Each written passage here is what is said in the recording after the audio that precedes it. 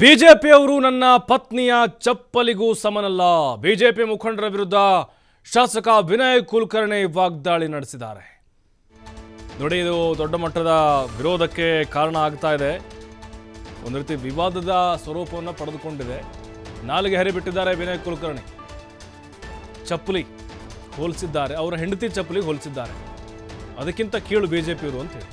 ನಾನು ಧಾರವಾಡಕ್ಕೆ ಬಾರದಿರೋ ಥರ ಮಾಡಿದ್ದೆ ಬಿಜೆಪಿಯವರು. ನನ್ನ ಪತ್ನಿ ಮಹಿಳೆಯಾಗಿ ಕ್ಷೇತ್ರದ ಅಭಿವೃದ್ಧಿ ಕೆಲಸ ಮಾಡಿಸ್ತಾ ಇದ್ದಾರೆ. ಶಿವಲೀಲಾ ಬಗ್ಗೆ ಮಾತನಾಡುವ ವಿರುದ್ಧ ಯಾವ ಶಬ್ದ ಬಳಸಿದ್ರು ಕಮ್ಮಿ.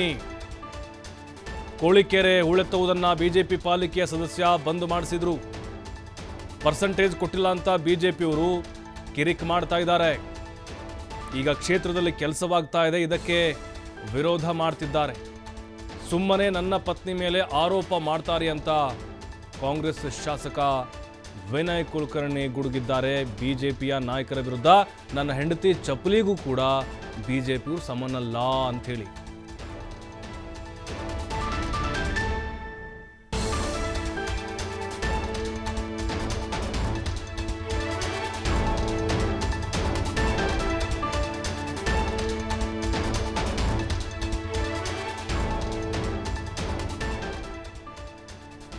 ಅವರಲ್ಲ ಆ ನಾಚಿ ಗೇಡುಗಳಿಗೆ ಅದು ಏನಾರ ಮಾನ ಮರ್ಯಾದೆ ಇತ್ತಂದ್ರೆ ಒಬ್ಬಕ್ಕೆ ಮಹಿಳೆಯಾಗಿ ಅಷ್ಟರ ಎಲ್ಲರೂ ಇವತ್ತು ಅಷ್ಟು ಜನರ ಇದನ್ನ ಸಂಭಾಳಿಸಕತ್ತಾಳಕಿ.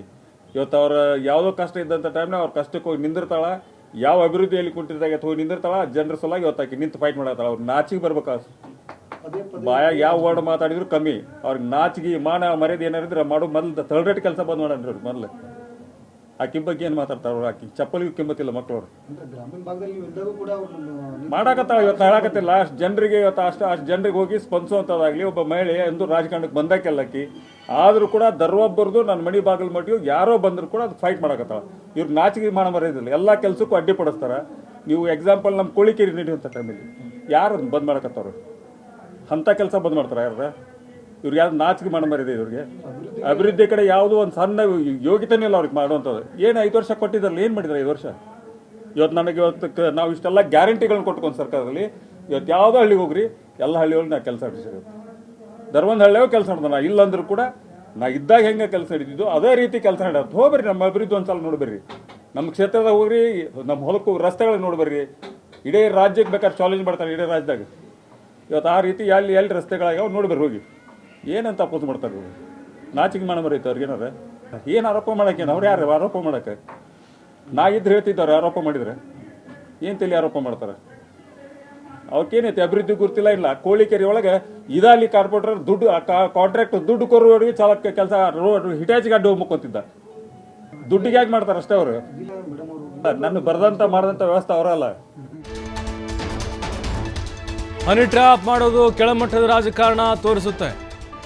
ಬೆಳಗಾವಿಯ ಕಿತ್ತೂರಿನಲ್ಲಿ ಶಾಸಕ ವಿನಯ್ ಕುಲಕರ್ಣಿ ಈ ಹೇಳಿಕೆಯನ್ನು ಕೊಟ್ಟಿದ್ದಾರೆ. ಅವರವರ ವೈಯಕ್ತಿಕ ಏನಾದರೂ ಇರಬಹುದು. ನಮ್ಮನ್ನ ಜನಸಾಮಾನ್ಯರು ನೋಡ್ತಾ ಇದ್ದಾರೆ. ಮಹಿಳೆಯನ್ನ ಮುಂದೆ ಬಿಟ್ಟು ಇಂತಹ ಕೆಲಸ ನಡೀತಾ ಇದೆ. ಜನಸಾಮಾನ್ಯರು ನಮ್ಮನ್ನ ನೋಡ್ತಾ ಇರ್ತಾರೆ. ರಾಜಕಾರಣಿಗಳನ್ನ ಈ ರೀತಿ ಮಾಡುವಂಥದ್ದು ಸರಿಯಲ್ಲ. ಇದಕ್ಕೆ ಕಾಯ್ದೆ ತಿದ್ದುಪಡಿ ಆಗಬೇಕು ಅಂತ ವಿನಯ್ ಕುಲಕರ್ಣಿ ಒತ್ತಾಯಿಸಿದ್ದಾರೆ. ಹನಿ ಟ್ರ್ಯಾಪ್ ಪ್ರಕರಣಕ್ಕೆ ಸಂಬಂಧಪಟ್ಟಂಗೆ ಕಾಯ್ದೆ ಏನಿದೆ ಈಗ ಇರುವಂತಹ ಕಾನೂನು, ಅದರಲ್ಲಿ ಸ್ವಲ್ಪ ಬದಲಾವಣೆ ಆಗಬೇಕು ಅಂತ ಕೂಡ ವಿನಯ್ ಕುಲಕರ್ಣಿ ಹೇಳಿದ್ದಾರೆ.